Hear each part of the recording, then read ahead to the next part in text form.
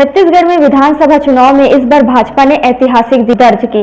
आपको बता दूं, ऐतिहासिक जीत इसलिए क्योंकि सारे एग्जिट पोल को दरकिनार करते हुए भाजपा ने इस बार चुनाव में बाजी मारी। इस पूरे एग्जिट पोल में दिखाया जा रहा था, बताया जा रहा था कि इस बार छत्तीसगढ़ में एक बार फिर से कांग्रेस की सरकार बनते दिख रही है, कांग्रेस की सरकार बन रही है।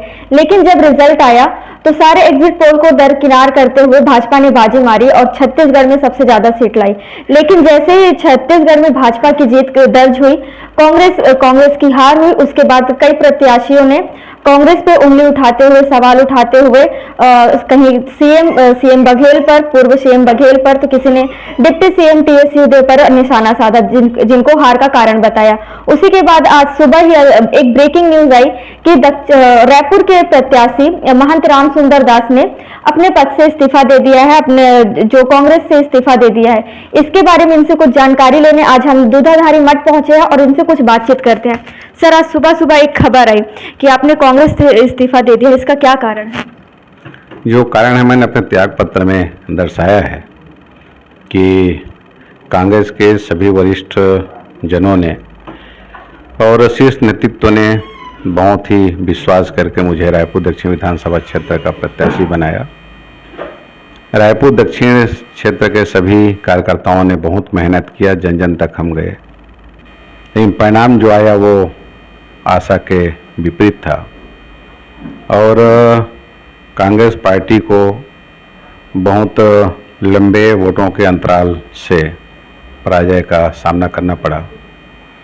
मुझे ऐसा लगा कि चूंकि प्रत्याशी मैं था और मेरे कारण पार्टी को ये पराजय का सामना करना पड़ा है, तो अपनी नैतिक जिम्मेदारी लेते हुए मैंने पार्टी से त्यागपत्र दिया है। इसकी सूचना मैंने अपने पार्टी के जो प्रदेश के अध्यक्ष हैं उनको मैंने भेजा है।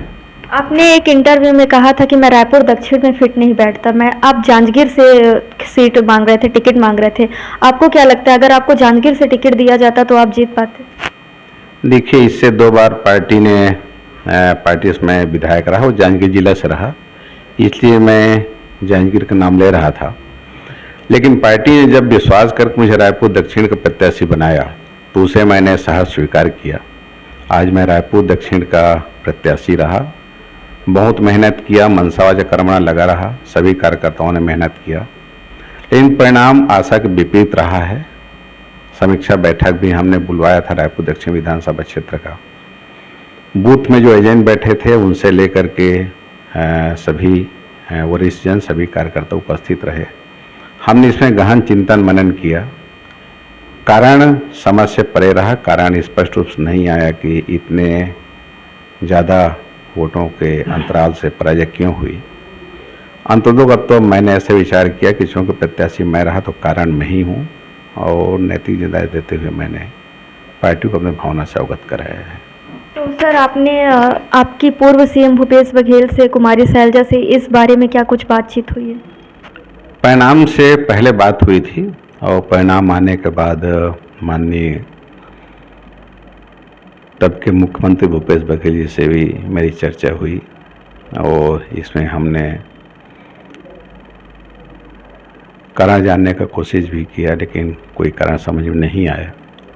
3 तारीख को परिणाम के बाद से मैं इसमें चिंतन कर रहा था। मन बहुत विचलित हो रहा कि आखिर ऐसा परिणाम कैसे आ गया। अंततः कोई कारण ना मिल करके मुझे ऐसे लगा कि इसका कारण मैं ही हूँ, तो मेरे कारण पार्टी को ये पराजय का सामना करना पड़ा है, तो उस भावना से मैंने अवगत कराया है पार्टी को। सर, एक जब चुनाव से पहले आपके साथ साथ 17 आपके जरिए 17 प्रत्याशी, मतलब 17 प्रत्याशी जो सीट पर मैदान में उतरने वाले थे, उन्होंने इस पहले ही अपना नाम ले लिया था ताकि आप जीत सके, लेकिन उसका भी शायद कुछ फायदा नहीं हुआ।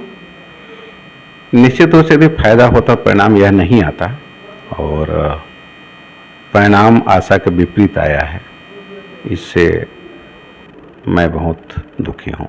क्या सर हम ये मान सकते हैं कि इसका कारण कहीं ना कहीं एजाज ढेबर और उनके कार्यकर्ता भी हो सकते हैं, क्योंकि जब से आप मैदान में उतरे थे एजाज ढेबर के मतलब एजाज ढेबर का लोग बोल रहे थे कि आपने एजाज ढेबर का मुखौटा ओढ़ के मैदान में उतरे हैं, जिसके कारण आपको ये हार का सामना करना पड़ा। इसका कारण मैं स्वयं हूँ, प्रत्याशी मैं था। एजाज ढेबर जी रायपुर शहर के प्रथम नागरिक हैं, वो महापौर हैं, महापौर हैसियत से वो सेवा कर रहे हैं। चूँकि रायपुर दक्षिण विधानसभा क्षेत्र के वो मतदाता हैं, तो इसलिए वो मेरे साथ जुड़े रहे। और मैं ऐसा मानता हूँ कि चूँकि प्रत्याशी मैं था, इसलिए यह पराजय मेरी अपनी है, इसलिए पार्टी को मैंने अपने भावना से अवगत कराया है। प्रदेश की बात किया जाए तो आप प्रदेश में मिली कांग्रेस को हार को लेकर क्या कहेंगे कि क्या कारण हो सकता है? देखिए, रायपुर दक्षिण विधानसभा क्षेत्र का प्रत्याशी मैं था, इसलिए मैं अपना पूरा समय रायपुर दक्षिण विधानसभा क्षेत्र में दिया। परिणाम अनुकूल नहीं आया, इसलिए मैं बहुत दुखी होकर के यहाँ विषय चिंतन कर रहा था। इसलिए मैं रायपुर दक्षिण के विषय में ही बता पाऊँगा। प्रदेश के किसी विधानसभा जाने का अवसर मुझे नहीं मिला, क्योंकि यहाँ ही मैं चुनाव लड़ रहा था। क्या आप आगे भी राजनीति में सक्रिय रहेंगे सर? देखिए, दुधाधारी मठ का मैं सेवक हूँ, दुधाधारी मठ का मैं सेवा करता हूँ। शिवनारायण मठ, जैतोत्सव मठ, राजू मंदिर, जगन्नाथ मंदिर, ये सब इससे उन सब का भी सेवा करने का अवसर मुझे मिला हुआ है। अब ये सारे संस्थाएं जनहित के कार्य कर ही रहे हैं, वह भी सेवा कार्य है, तो उस सेवा कार्य का विस्तार हम लोग जनहित में करते रहेंगे। तो इसे मठ की राजनीति बोला जाए कि अब भाजपा की सरकार आ गई है, आप अपने मठ को बचाने के लिए लगातार इसमें सभी को बचाने के लिए आप कहीं बीजेपी में शामिल हो सकते हैं? इस मठ की बचाने वाली कौन सी बात आ गई? मठ को बचाने से मतलब बीजेपी में शामिल हो सकते हैं क्या? ऐसा कोई जरूरी नहीं है, क्योंकि सेवा कार्य मैं जब राजनीति नहीं था उससे पहले से सेवा कार्य मठ के द्वारा किया जा रहा है।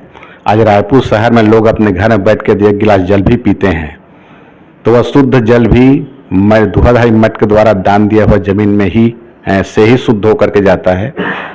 आप भी यदि पढ़े होंगे तो रायपुर के महिला महाविद्यालय में पढ़े होंगे, जो बजरंग दास दुधाधारी बजरंग दास महिला महाविद्यालय कालीबाड़ी में है। वैसे संस्कृत महाविद्यालय देववाणी संस्कृत भाषा के प्रचार प्रसार के लिए खोला गया।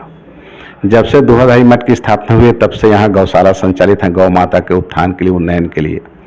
तो ये सारे कार्य दुधाधारी मठ के द्वारा पहले से ही किया जा रहा है। और ऐसे ही यहाँ संबंधित जितने भी संस्थाएं, चाहे जैतोत्सव मठ हो, चाहे शिवनारायण मठ हो, चाहे राजू मंदिर हो, उन सब में जन कार्य किया जा रहा है। तो ये पहले से ही है, तो उस कार्य का विस्तार होगा, वो कार्य हम लोग करते रहेंगे। आने वाले समय में आप क्या बीजेपी या फिर किसी अन्य पार्टी में शामिल हो पाएंगे? आज मेरी ऐसी कहीं कोई सोच नहीं है। आज तो मैं जो रायपुर दक्षिण से पराजय हुई है उससे आहत होकर के पार्टी को अपनी भावना से मैंने अवगत कराया है जी। तो हमारे साथ मौजूद थे महंत जी, जिन्होंने पार्टी से इस्तीफा क्यों दिया इसके बारे में अवगत कराते हुए इन्होंने आप पूरी जानकारी दी। कैमरा पर्सन अजहर के साथ मैं शारदा काछी, रायपुर।